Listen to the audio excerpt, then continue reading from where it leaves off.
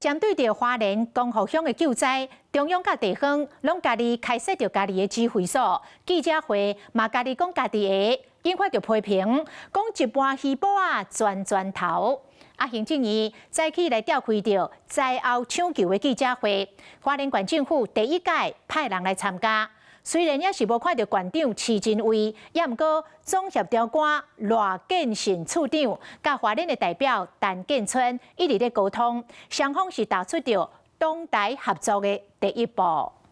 抗疫的画面是真清楚，虽然南投水是特别少，不过街仔路原来是乱草草。加在有各地志工和灾区有希望，尤其是为着护员的工作顺利，中央甲地方总算是开始合作。各地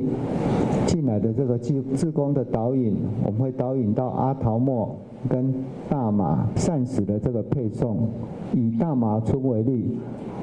我们对接的对象是大马村村长王子安村长。为志工来到花莲开始，如何启动调度分配，同时说明物资运送的状况。中央前进协调所召开记者会，花莲县府派员头一届参与，虽然无看到花莲县长施真伟，不过沟通的过程总协调官罗建信，甲花莲代表陈建春一直咧讲话，拿报告、拿做笔记，开始东台合作的头一步。所有有需要用水的，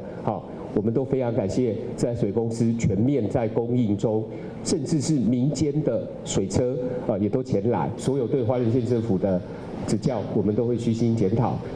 采取更精进的作为。也再次感谢中央前进协调所。承诺会统一资讯对外，嘛借当代的机会向中央示下。那中央记者会伫咧召开点半钟了后，花莲县府搁伫咧光复乡糖厂前进指挥所，针对救灾进度召开说明会。今天到目前为止收容总数